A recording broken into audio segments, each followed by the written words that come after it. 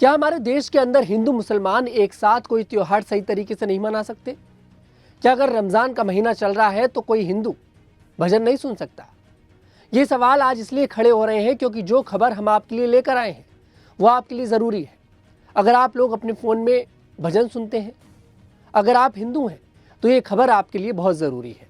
दरअसल तेलंगाना के बांसवाड़ा में एक ऐसी खबर आई है जिसने सभी को हिला कर रख दिया, जहाँ पर कुछ कट्टरपंथियों ने भजन सुनने पर बवाल खड़ा कर दिया। दरअसल एक स्टोर के अंदर एक महिला शिव भजन सुन रही थी। मुस्लिम बहुल्य इलाका है, भाईजानों को परेशानी खड़ी हो गई, दिक्कत हो गई कि आखिरकार हमारे होते साथे कोई हिंदू भजन कैसे सुन सकता है। ये सब कुछ तेलंगाना सरकार की नाक के नीचे हो रहा था। कम से कम 500 लोगों की भीड़ उस स्टोर पर टूट पड़ी, पत्थरबाजी हुई, डंडे चले, पुलिस ने रोकने की कोशिश करी तो पुलिस से भी यहाँ पर झड़प हो गई। सवाल आज तेलंगाना सरकार से बनता है कि जहाँ तेलंगाना सरकार एक तरफ रमजान के महीने में हाफ डे दे रही है, तो क्या वहीं दूसरी तरफ तेलंगाना सरकार इस बात की गारंटी नहीं ले सकती कि कोई हिंदू शांति से बैठकर भजन नहीं सुन सकता? आखिरकार तेलंगाना सरकार को हिंदुओं से दिक्कत क्या है? क्या दिक्कत है? आप रमजान के महीने में मुसलमानों को हाफ डे दे रहे हैं, लेकिन अगर कोई हिंदू आप ही की सरकार में चुपचाप अपने घर में बैठकर भजन सुन रहा है तो उसे पीटा जा रहा है। उस पर कट्टरपंथियों की जो भीड़ है हमला कर रही है।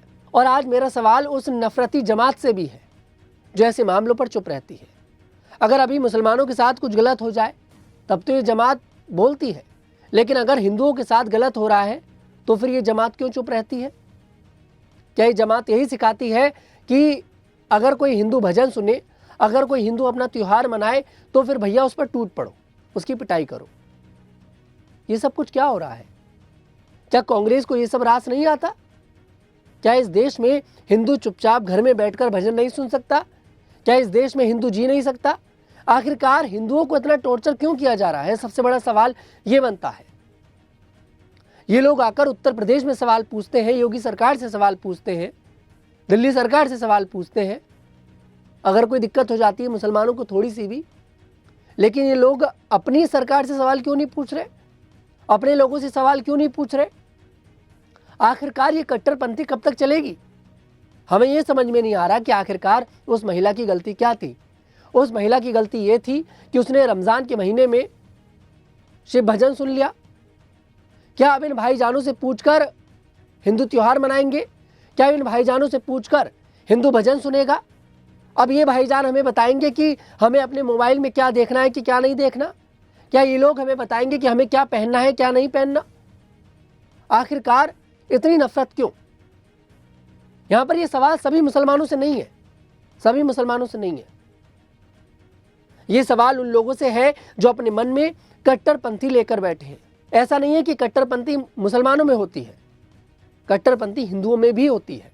और कट्टरपंथी किसी भी धर्म के लिए बहुत हानिकारक है, चाहे वो मुसलमान हो चाहे वो हिंदू हो, कोई भी हो। कट्टरपंथी बिल्कुल ठीक नहीं है। यहाँ पर देखिए, सभी को अधिकार है अपने तरीके से जीने का। उनको अधिकार है कि उन्हें किस धर्म को फॉलो करना है, उनका अधिकार है कि उन्हें अपने फ़ोन में क्या सुनना है। तो फिर आखिरकार अगर कोई महिला अपने फ़ोन में शिव भजन सुन रही थी तो फिर इतना ज़्यादा बवाल क्यों हुआ?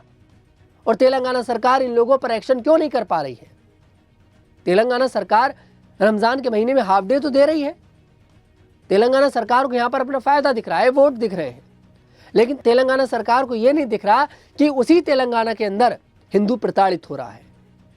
ऐसा तेलंगाना से कोई पहला मामला सामने नहीं आया, कई मामले सामने आए हैं।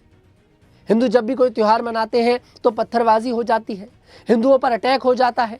आखिरकार भैया ये सब क्यों? क्या तेलंगाना हिंदुस्तान के अंदर नहीं आता? क्या तेलंगाना पाकिस्तान के अंदर आता है? या तेलंगाना अपने आप को एक अलग ही देश समझ रहा है जहाँ पर सिर्फ और सिर्फ हिंदुओं को प्रताड़ित किया जाएगा, हिंदुओं को परेशान किया जाएगा और इन भाईजानों को बिल्कुल खुली तौर पर छूट दे दी जाएगी कि भैया जो आपको करना है आप करो। अगर आपको लग रहा है कि ये हिंदू गलत कर रहा है, इसको भजन सुनने का अधिकार नहीं है, इसको पूजा पाठ करने का अधिकार नहीं है, तो आप उसको मारो, जमकर मारो। क्या तेलंगाना सरकार ये चाहती है? आखिरकार इतनी नफरत की राजनीति क्यों?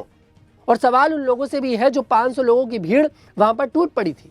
वीडियो में आप देख सकते हैं कि किस तरह से भीड़ टूट रही है, अटैक कर रही है, भाग रही है स्टोर की तरफ जहां पर हिंदू महिला भजन सुन रही थी। समझ रहे हैं आप लोग कि इतनी नफरत आखिरकार आती कहां से, मुझे ये समझ में नहीं आता। अरे भाई, रमजान का पवित्र महीना चल रहा है, रमजान के महीने का मतलब भी पता है।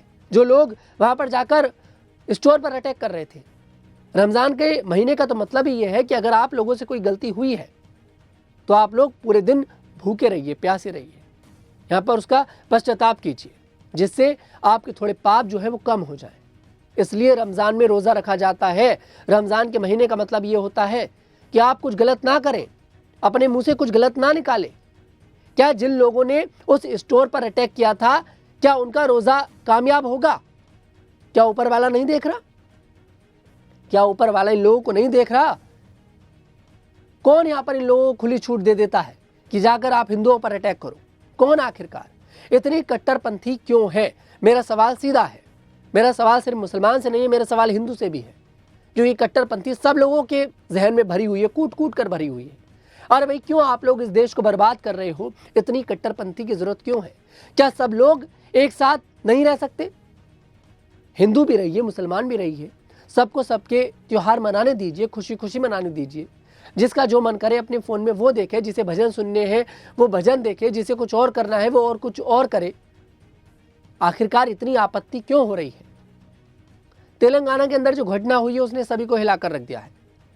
आप लोगों की तेलंगाना की ये जो घटना है इस पर क्या राय है, कमेंट सेक्शन में जरूर बताइएगा। मैं तनुज दीक्षित फिर आपसे मुलाकात करूंगा। तब तक के लिए हमारे साथ देखते रहिए न्यूज़ 15।